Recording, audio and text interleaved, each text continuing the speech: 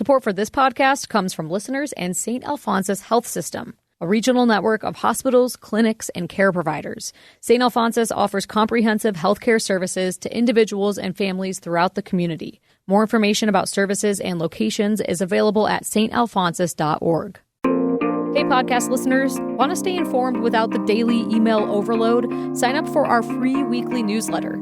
Every Tuesday morning, we bring you the top local stories, plus highlights from Idaho Matters and the Mountain West News Bureau, all in one easy read. Stay in the know without the clutter. Subscribe now at boisestatepublicradio.org. From Boise State Public Radio, this is The Connector. It's Idaho's Daily News. Good morning. I'm George Prentice. This holiday week, we check in at the Boise Airport to see how travelers are going there. We'll also check gas prices as so many Idahoans hit the road. Plus, we have an update on kinship care in our region and across the nation. It is Tuesday, the 22nd of December. Here we go with today's stories. Extra security from the Boise Police Department is being provided to Mayor Lauren McLean. Again, a spokesperson from BPD confirmed the added protection to the Idaho Statesman. All of this comes in the shadow of the owner of a bar in Eagle who recently offered what he called a bounty for acquiring some political or personal dirt on the mayor. On this broadcast, Mayor McLean has talked about previous instances when extra protection was necessary for her and her family. We've talked in the past about political violence. I've written about this, the threats I've received over the years, that the experience my family has had in this, and the impact that this two-pitched culture of gun violence, of political violence. We have a right to share those beliefs without fear for our safety or without having taken from us members of our family or our own life. And the mayor's office added that McLean did not request the increased protection in this most recent instance. A plan approved by the U.S. Forest Service for the mining company Perpetua Resources calls for Warm Lake Road to be plowed for access to the mining site. But as Troy Oppie reports, a proposed gate on the road is sparking concern. Valley County Commissioners met Monday for discussion on the plan, which is part of the environmental approval for the Stibnite gold mine near Yellow Pine. The record of decision is in for the mine, and they're allowed to plow out, so they have year-round access. Warm Lake Road has previously only been accessible each winter by snowmobile. The road hasn't been plowed. Valley County Commission Chair Sherry Maupin said Monday once the road is plowed, it could invite traffic that will get stuck. It's very steep. It's going to be icy in the wintertime. We're very concerned with people coming from outside the area, not yourselves that use this route all of the time, but those that don't know it at all, trying to get up that hill. We're going to be there a lot.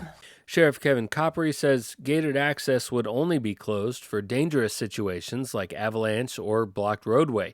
Citizens concerned that a gate could limit recreation access sent letters to the commission, which did not vote on any plan in Monday's meeting.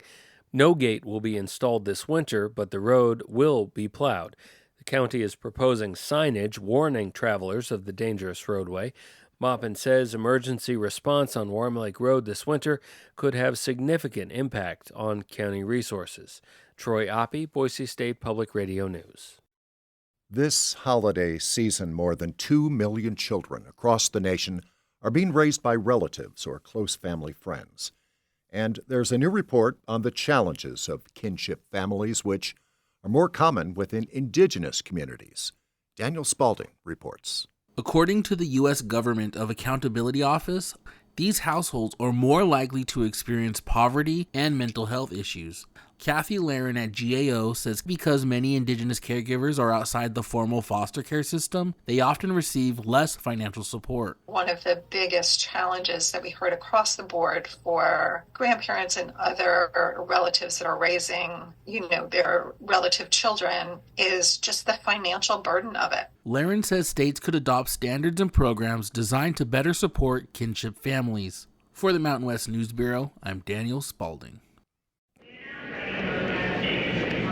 The sound of the Boise Airport Monday. Very busy this holiday week.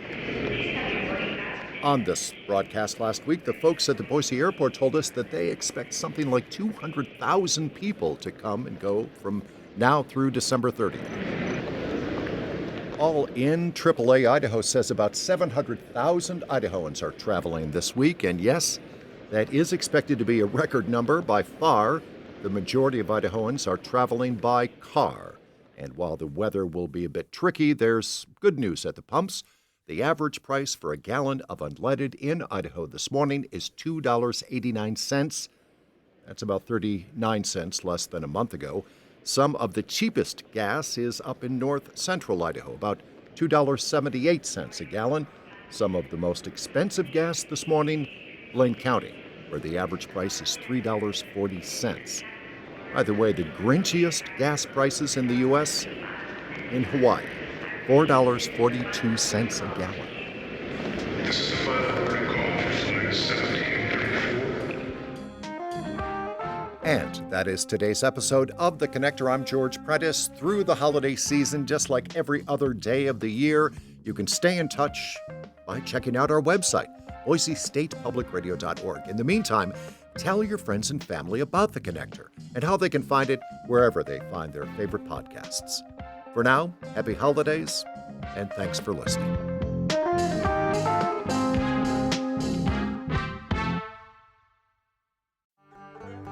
Hey, I'm Peter Pruitt from Zoo, Idaho. And I'm Dr. Leif Tapinola with the Idaho Museum of Natural History. Together we host The Nature of Idaho, a podcast all about how our state's amazing landscapes, wildlife, and geology shape life here in the Gem State. Each week we dive into nature stories from across Idaho, everything from fossils to forests, and sometimes even a few fun facts you can share on your next hike. So join us as we celebrate everything that makes wild Idaho special. Listen to The Nature of Idaho from KISU, wherever you get your podcasts, or at KISU.org.